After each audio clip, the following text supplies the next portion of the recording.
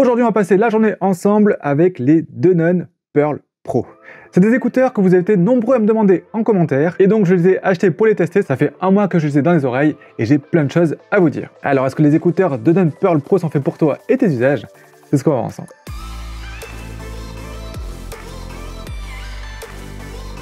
Si on commence par faire un tour du produit, on a droit à un boîtier qui est vraiment très compact. Je vous cache pas que j'étais un petit peu déçu par le plastique au premier abord. Donc c'est un plastique dur qui fait pas non plus hyper entrée de gamme mais qui fait pas non plus hyper quali. Le système de rabat est assez bien fait mais c'est pas non plus délirant. Voilà, pour des écouteurs qui sont vendus en prix public à plus de 300 €.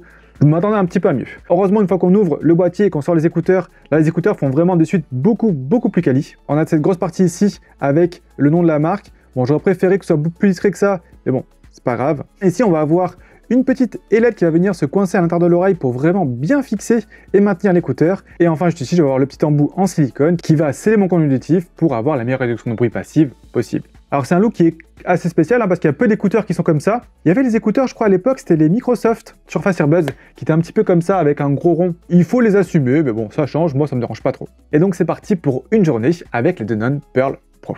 Premier élément important lorsqu'on travaille, ça va être la qualité du micro, si comme moi vous passez beaucoup d'appels. Et donc là, par exemple, je suis passé sur le micro directement des Denon Pearl Pro. Donc voici la qualité du micro que vous aurez dans un environnement très calme. Deuxième point très important lorsqu'on va travailler et donc lorsqu'on va porter des écouteurs pendant très longtemps, ça va être le confort. J'ai passé des heures ici avec des écouteurs dans les oreilles, tout simplement en travaillant, en écoutant de la musique. Et là, on va vraiment avoir deux catégories de personnes. Soit les écouteurs intra vous dérangent, soit ils vous dérangent pas. Parce que ceux-là sont vraiment intra-intra. On a vraiment la partie ici qui va rentrer dans l'oreille. Alors, on n'a pas cet effet bouchon qui peut des fois être désagréable avec des écouteurs intra entrée de gamme. Donc, je pense qu'il y a quand même un système qui fait passer l'air par l'écouteur, mais on sent clairement qu'on a quand même deux tiges qui rentrent bien dans le conduit auditif. Donc voilà, personnellement, moi ça me dérange pas, donc je les ai trouvés assez confortables, même après des longues heures d'écoute. On va en plus avoir ici le petit maintien qui va faire que le poids est vraiment super bien réparti sous toute l'oreille, donc il n'y a aucune douleur, même après une journée entière, à les avoir dans les oreilles. Mais là où on attend vraiment la différence avec cette petite ailette là, ça va être sur un usage plus intensif et pour tester vraiment le maintien. Donc on se retrouve tout de suite dehors en condition de course. Et on se retrouve donc au parc en pleine session running. Bon, vraiment au niveau maintien, c'est juste parfait.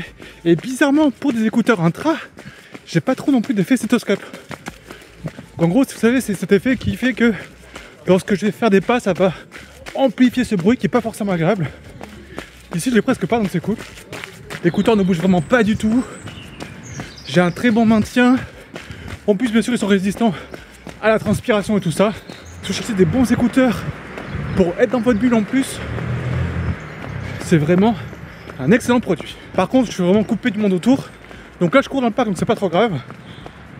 Par contre, dans la rue, c'est un petit peu insécurisant parce que on va beaucoup moins entendre toutes les voitures et tout ça. Bon, du coup, j'ai fini.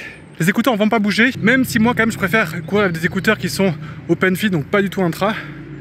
Ceux-là peuvent vraiment faire le taf. Et je pense aussi notamment à ceux qui font de la salle et qui veulent vraiment être coupés du monde. Ça peut vraiment être aussi des très bons écouteurs. Surtout qu'en plus, vu qu'ils ne dépassent pas trop l'oreille, en faisant des mouvements ou quoi que ce soit, vous n'allez pas shooter dedans sans faire exprès. Bon allez, on rentre à la maison. Il est temps de prendre une douche. Allez, on va parler un tout petit peu technique maintenant pour parler de connexion et notamment de codec Bluetooth. Alors pour rappel, le codec Bluetooth, c'est tout simplement le langage Bluetooth que va choisir le téléphone pour communiquer avec les écouteurs. Et bien sûr, il faut que les deux parlent le même langage. Donc ce qui est bien, c'est que les Denon Pearl Pro vont bien sûr avoir les codecs SBC AAC, mais aussi les codecs aptX, et notamment le codec aptX Lossless, qui nous promet une compression qui va être assez faible, en tout cas de l'ordre de la qualité CD. Donc c'est vraiment déjà une très bonne qualité. Sauf que bien sûr, pour pouvoir utiliser ce codec-là, il faut encore que le téléphone soit compatible. Par exemple, c'est pas du tout le cas de mon iPhone qui est compatible seulement avec les codecs SBC AAC. Le codec aptX sera compatible seulement avec des téléphones disposant d'un processeur Snapdragon et en plus un processeur haut de gamme, donc ça sera plutôt du Snapdragon 8. C'est le cas par exemple de mon Samsung Z Flip 5. Donc voilà, c'est vraiment pas sûr que vous, sur votre téléphone, vous ayez ce codec là. Quoi qu'il en soit, niveau qualité de son, on a vraiment quelque chose de très bien. Enfin, il va falloir vraiment expliquer un petit peu le truc, et pour ça, on va passer par l'application. Alors de base, lorsqu'on est en position neutre, comme ce que j'ai donc ici, j'ai pas du tout été emballé par le son. On a un son qui est vraiment hyper plat, sans trop de dynamique. Bref, c'est vraiment pas à la hauteur. en particulier pour des écouteurs qui sont vendus plus de 300 €. Lorsqu'on va activer le mode personnalisé, donc c'est là où vraiment les écouteurs de Danone vont faire vraiment toute la magie pour restituer le son et apparemment le personnaliser en fonction de notre audition. Alors c'est vrai que vraiment le avant-après est juste bluffant.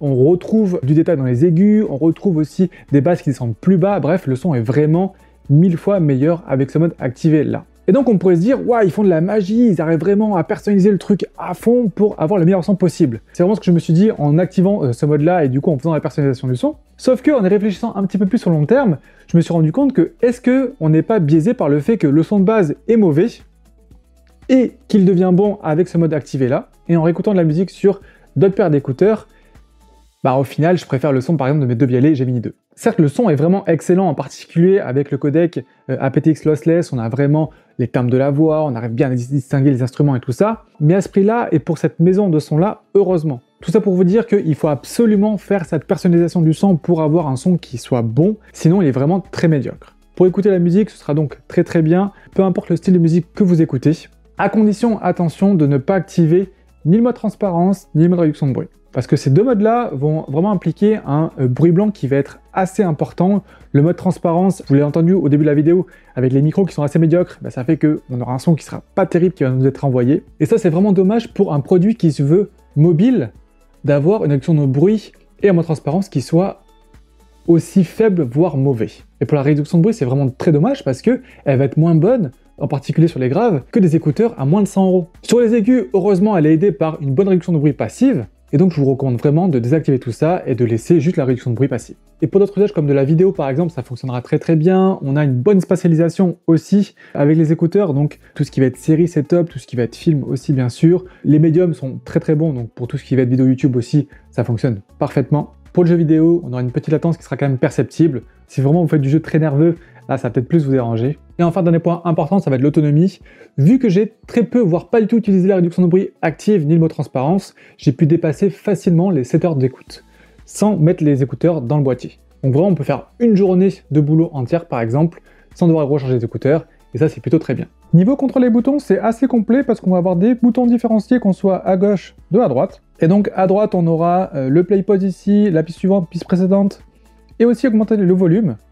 On pourra baisser le volume à gauche, activer le mode spatial avec 3 tapes ici, l'assistant vocal avec 2 tapes, et ce sera un tap pour activer ou désactiver le mode social. Donc en gros, ça c'est le mode transparence. Et donc au final, est-ce que les Danone Pearl Pro sont faits pour toi? Ils seront vraiment parfaits pour toi si tu cherches à avoir un son qui va être très personnalisé en fonction de ton audition. Leur système de personnalisation du son est vraiment bluffant, ça fonctionne très bien. Ils seront aussi parfaits pour toi si tu cherches des écouteurs qui tiennent très bien. Vraiment niveau maintien et confort, tant que tu n'es pas dérangé par des écouteurs intra, c'est vraiment très bien. On a un écouteur qui bouge pas, le poids est super bien réparti sur toute l'oreille. Vraiment, j'ai pu les porter sans problème pendant des heures. Et enfin, ils seront aussi parfaits pour toi si jamais tu cherches des écouteurs sans fil avec la plus faible compression audio possible, à condition que tu aies un smartphone compatible avec le codec aptX Lossless. Par contre, je te déconseille si jamais, comme moi, tu es très mobile.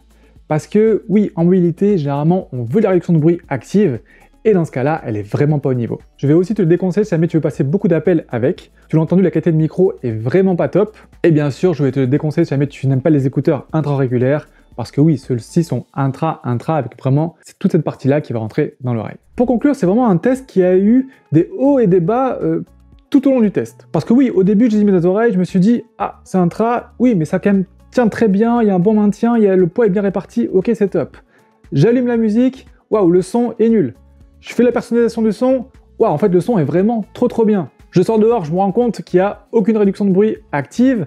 Je rentre, j'essaie le mode transparence, il est horrible. Ouais, c'est clairement des écouteurs qui laissent pas indifférent, mais qui pour moi en tout cas sont pas du tout adaptés à mon mode de consommation d'écouteurs. Parce que voilà, ceux-ci en fait je les conseillerais plus pour rester à la maison, et du coup c'est un petit peu dommage parce qu'à la maison je porte plus des casques. Par contre en déplacement j'aime avoir des écouteurs avec de la bonne réduction de bruit active. Donc voilà, mes préférés ça reste encore les deux Bialet Gemini 2.